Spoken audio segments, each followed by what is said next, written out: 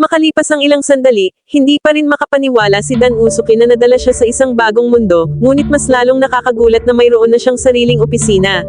Dinala siya sa isang maliit na bansa, ngunit maayos ang organisasyon ng Chain of Command sa hukbo ng Demon Lord.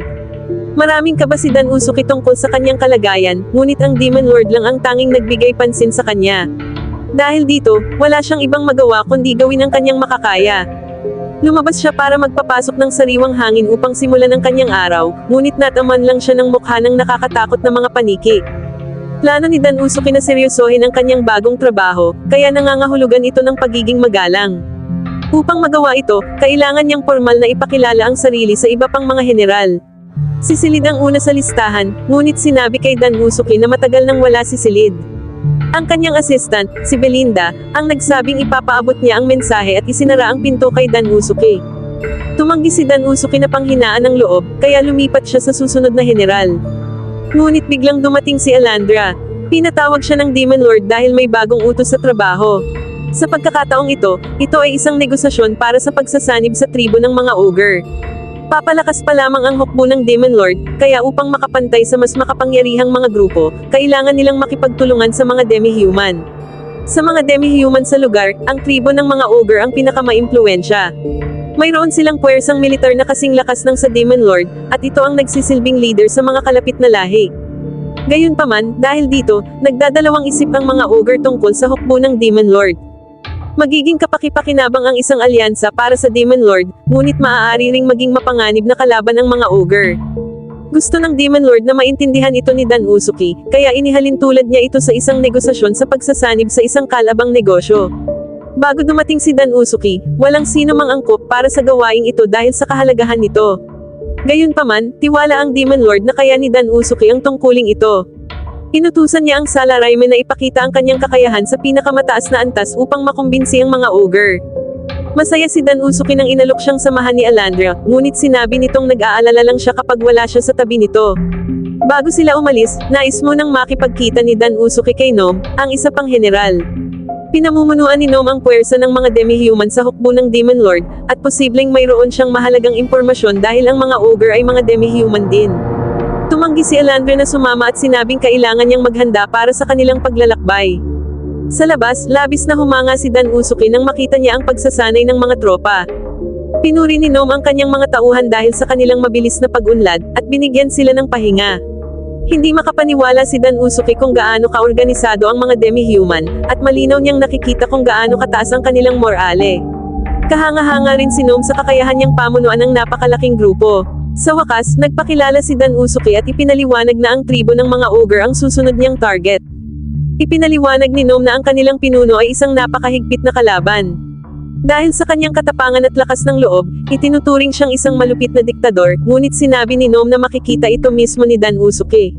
Nagkaroon ng seryosong tono si Nom habang sinabihan si Dan Usuki na alisin ang isang bagay sa kanyang harapan, at ang kanyang mga tauhan ay naging balisa nang maramdaman ang presensya ng isang demonyo. Walang ideya si Dan Usuki kung ano ang sinasabi nito at nagulat siya nang makita si Alandra na galit sa kanyang likuran. Sinabi nitong nag-aalala siya para sa kanyang ngunit agad din itong binawi at sinabing masyado siyang mabagal. Sinabihan ni Nom si Dan Usuki na alisin ang bagay na iyon sa kanyang harapan muli, ngunit lalo lang itong nagdulot ng pagtatalo ng mga babae. Maya-maya, sinabihan sina Dan Usuki at Alandra na maghintay ng pahintulot mula sa pinuno ng mga ogre sa labas ng kanilang tarangkahan. Mataas ang tensyon, at napagtanto ni Dan Usuki na parang katulad ito ng dati niyang trabaho. Malinaw na nagsimula na ang laro ng negosasyon bago pa man makarating sa talahanayan. Ipinaliwanag ni Dan Usuki kay Alandra na ang pagpapahintay sa kabilang panig ay isang karaniwang taktika sa negosasyon. Mahalagang manatiling kalmado, ngunit pagod na si Alandra sa kanilang panloloko. Biglang pinapasok ang dalawa, at sinabi ni Alandra sa Salarayman na huwag magpakampante. Ang mga ogre ay pambihirang lahi, at ang kanilang lakas ay maihahambing sa hukbo ng Demon Lord. Ipinaalala ni Alandra na ang kanilang pinakamalaking alalahanin ay ang mismong pinuno, na si Ur. Nagtataka si Dan Usuki kung anong klaseng nilalang si Ur habang sila'y pumapasok sa silid nito. Nakakatakot ang itsura ng ogre, at iniistorbo niya ang pagpapakilala ni Alandra. Bastos niyang tinawag si Alandra na wench, at sinabing tumigil na ito sa pagdadaldal. Idineklara niyang habang nabubuhay siya, hindi niya papayagang magsalita, tumugon, kumilos, o gumawa ng anuman si Alandra. Tumahimik si Elandria, at nagulat si Dan Usuki na nakapagpigil ang kanyang kaibigang mainitin ang ulo. Si Elandria naman ang nagulat nang sabihin ni Ur na naroon sila upang sumuko sa kanyang hukbo. Tinanggap ng malamig ang kanilang pagsuko ngunit may kondisyon, dalhin nila sa kanya ang ulo ng Demon Lord. Halos magwala si Elandria, ngunit napigilan siya ni Dan Usuki. Nagpatuloy si Ur sa kanyang mapanirang suhestyon, ngunit sa kabutihang palad ay umaban si Dan Usuki. Kalma niyang pinasalamatan si Ur at sinabing mag-iisip muna sila tungkol sa alok nito. Sa labas, inilabas ni Elandria ang kanyang galit at nagmura laban sa pinuno. Sinubukang kalmayan siya ni Dan Usuki at ipinaliwanag na ito talaga ang gusto ni Ur. Ang layunin niya ay galitin sila upang bumagsak ang negosasyon. Nagulat si Elandria sa foresight ni Dan Usuki, at ipinaliwanag nitong wala talagang balak makipag-usap si Ur.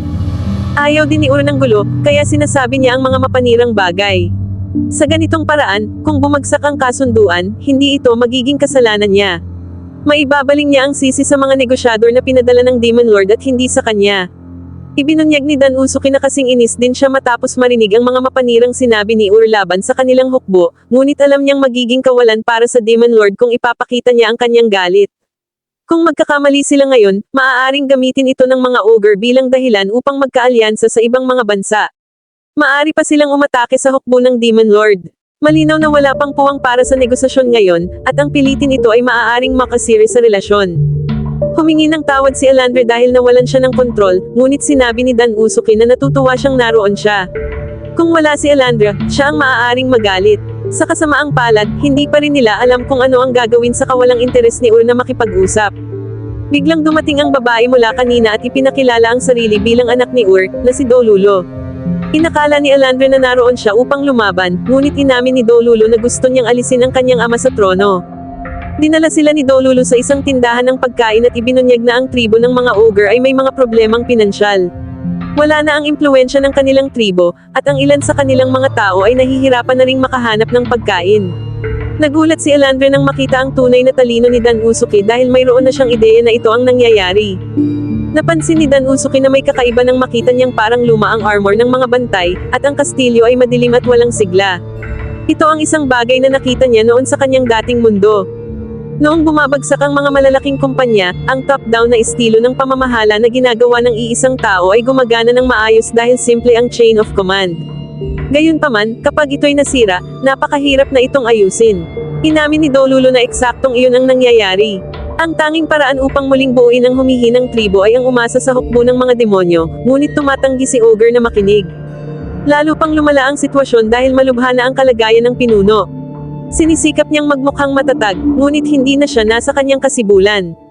Alam ni Dolulo na mas lalala pa ang sitwasyon kapag nawala ang kanyang ama, kaya desperado siyang may mangyaring solusyon.